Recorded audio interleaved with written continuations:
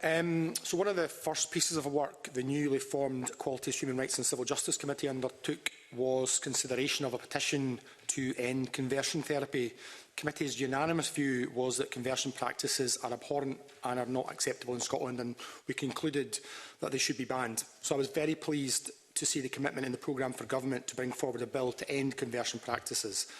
Can the First Minister provide an update on the Scottish Government's work in this area, and can the First Minister also confirm that this legislation will cover conversion practices that seek to change people's gender identity as well as their sexual orientation, given the U-turn on this issue by the UK Government?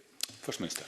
Well, firstly, just let me take the opportunity to say again that conversion practices are abhorrent. They should have no place in a civilised society. Instead, we should be supporting people to be, happy as who they are and celebrating people for who they are, not seeking to, deploy abhorrent practices to change who they are, often deep damage to them in terms of mental health.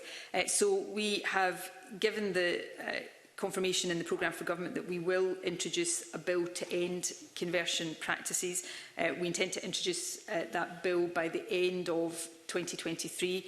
The commitment we've given will cover both sexual orientation and gender identity, and our very clear intention is that the bill will be as comprehensive as it can be within the devolved competence of this Parliament, and obviously we will work very closely with your committee as we take that commitment forward. I know the committee's already, as you've indicated, done some work on this, so that work is already and will continue to inform the detail of the approach that we take.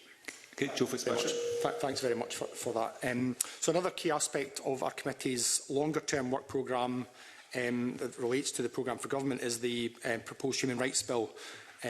So the programme for government sets out the Scottish Government's intention to continue work developing the bill and also to consult on proposals for the bill. This would be a significant piece of work for our committee, so it would be good just to get an update on how that work's going forward, and perhaps also if the First Minister could comment on how the recent developments regarding the scrapping of the proposed UK Bill of Rights will impact on the Scottish Government's approach. First Minister.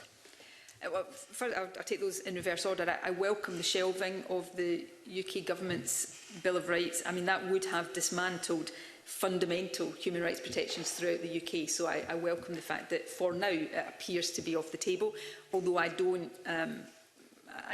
take the view that it is necessarily off the table forever, and we need to wait and see what replaces it. And I think that it's still a very real risk that it is replaced by something even worse, if that is possible. I think and again, I think this is an issue where there would be very much, if not unanimous views across this Parliament, then quite a considerable degree of consensus that we're on a different trajectory to that we want to embed and protect human rights within the law in Scotland and within our approaches across the whole spectrum of policy making.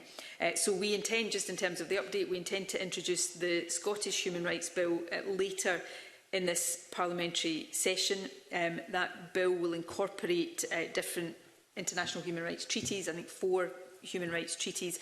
It's complex, it's far-reaching, it's really important that we do that work properly, that we get the detail of that work right. Obviously, our experience around the incorporation of the UN Convention on the Rights of the Child is still an ongoing issue, will inform the approach that we take there as well, but it is a piece of work that we are absolutely committed to.